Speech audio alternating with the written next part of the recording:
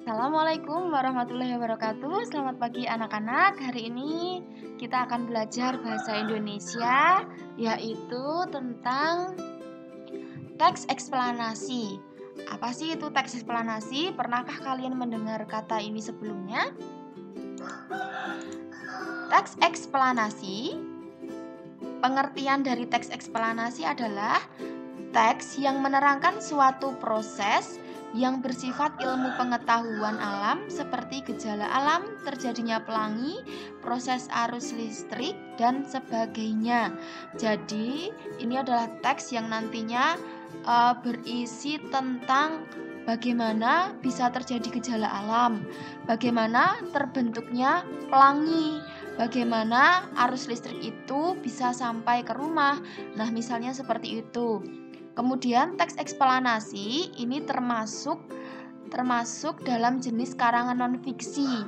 Karangan itu ada dua, non-fiksi dan fiksi. Nah kalau fiksi itu yang isinya berupa khayalan atau imajinasi. Kalau non-fiksi itu yang sesuai dengan kenyataan atau sesuai kenyataan dan bersifat ilmiah. Seperti teks eksplanasi ini juga berdasarkan kenyataan karena gejala alam itu bukan khayalan, atau terjadinya proses pelangi itu juga bukan khayalan atau imajinasi, tapi memang benar-benar ada. Nah, selanjutnya fungsi teks eksplanasi. Fungsi teks eksplanasi adalah memberikan penjelasan kepada pembaca tentang proses terjadinya sesuatu yang disusun menurut prinsip sebab akibat. Jadi misalnya ada teks pelangi, maksudnya teks yang menjelaskan terjadinya pelangi. Nah, di situ nanti di dalam teksnya kenapa sih bisa terjadi pelangi? Ada peristiwa apa yang dapat menyebabkan pelangi itu muncul? Yaitu adanya hujan. Setelah hujan ada pelangi. Nah, nanti akan dibahas selanjutnya. Sekarang bagian-bagian teks eksplanasi. Bagian-bagiannya ada 3. Yang pertama berisi pernyataan umum atau pembukaan. Ini biasanya muncul di paragraf pertama. Kemudian yang kedua, isinya adalah berisi informasi singkat tentang apa yang akan dibicarakan atau diinformasikan. Jadi itu hanya mewakili nanti dari isi, jadi hanya berisi informasi singkat. Kemudian yang kedua, deretan penjelas atau isi, yang berisi urutan uraian atau penjelasan tentang proses dari peristiwa yang terjadi dan dijelaskan secara bertahap atau berurutan. Jadi isinya nanti bertahap. Mengapa pelangi itu bisa terjadi, ada tahap-tahapannya. Yang ketiga, bagian penutup atau kesimpulan. Ini biasanya ada di paragraf terakhir. Jadi disimpulkan, yang isinya interpretasi atau pendapat singkat penulis tentang topik yang dijelaskan. Ini biasanya ada di paragraf terakhir. Langsung yuk kita amati contoh berikut. Ini ada bacaan. Thomas Alva Edison, sang penemu bola lampu pijar. Nah, kita lihat dulu ada berapa paragraf dalam bacaan ini. Paragraf pertama yaitu dari pernahkah sampai Thomas Alva Edison. Dari pernahkah sampai titik ini adalah paragraf pertama. Nah, paragraf yang kedua yaitu dari Thomas sampai ini terjual titik. Nah, ini adalah paragraf kedua. Yang ketiga, ia sampai dengan jam titik. Nah, ini adalah paragraf ketiga. Nah, ini paragraf terakhir, paragraf keempat.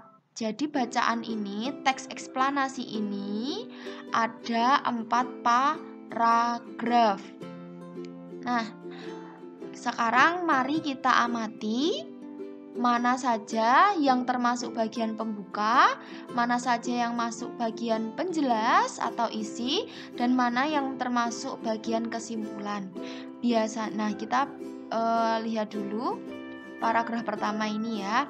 Silahkan kalian baca terlebih dahulu. Nah, ini adalah bagian umum. Jadi di sini paragraf pertama ini termasuk adalah pembuka. Ini adalah bagian pembuka.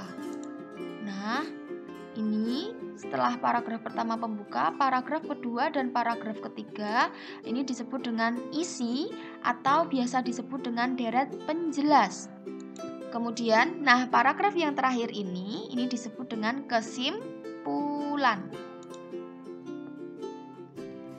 Nah, setelah kita tahu bagian-bagiannya, setelah kita tahu paragraf mana saja yang termasuk pembuka atau deret penjelas atau kesimpulan, sekarang kita mengupas isinya, isi dari setiap bagian teks eksplanasi.